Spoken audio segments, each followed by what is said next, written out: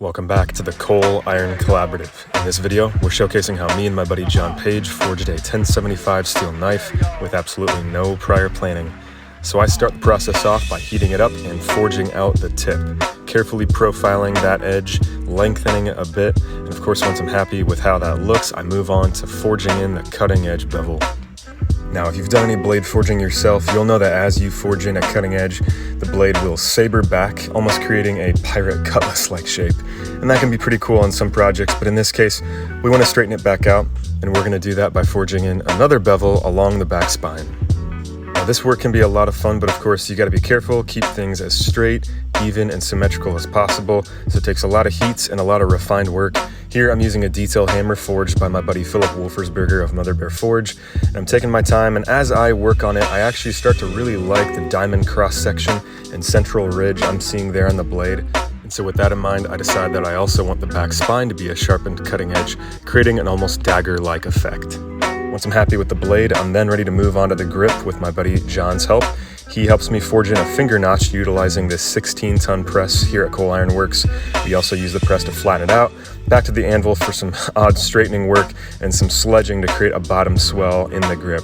Flatten things out one more time, straighten them with the detail hammer, and we're then ready to move on to the grinder work. Here you see me using my 2x72 Beaumont KMG grinder, utilizing a 36 grit blaze belt. Now, I really don't want to overdo it on the grinder work. My goal and objective here is really just to smoothen and contour the grip so it's nice and comfortable to hold, and we then move on to an aesthetic touch on the butt end of the grip. So as you can see, I drilled a hole, carefully cut a slit, and what that does is it allows me to have an area to isolate. So I've put it in my bench vise there, using that chisel to extend it out, and from here I can heat that up in the forge and bit by bit, very carefully, sledge it out, forge it out with a nice taper, and my goal is to forge a tapered prong, which I can then forge into a blacksmith curl. Some people call it even a rat tail curl aesthetic touch on the end of the grip. Now, this entails a lot more traditional blacksmithing skills than it does bladesmithing skills, but with enough careful work, I am refining that prong out. I'm then ready to twist it, utilizing some pliers to give it that nice, iconic look that you see in a lot of these style of knives. And from there, we then very carefully, at very low heats, because we don't want to overdo it, forge in a curve, and then do the larger curve by forging it around the horn of the anvil. Now, this being high carbon 1075 steel, I do want to be careful not to overheat it, but also not to work it too cold, as that could create cracks. Thankfully, we did not have that issue, so I'm ready to move on to blade refining and grinding.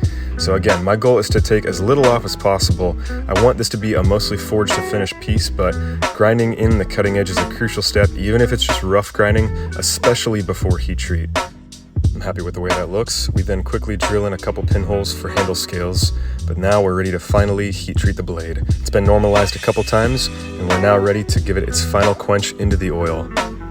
I check for straightness as always, and happily I am pleased with the results. It's perfectly straight, so it's ready to go into the kiln for tempering, a final polish, and this blade is done. Of course, we got a little bit more refining to do on the blade, sharpening and adding handle scales, but this was a fun project with no prior planning, and I really hope you guys enjoyed following along the process.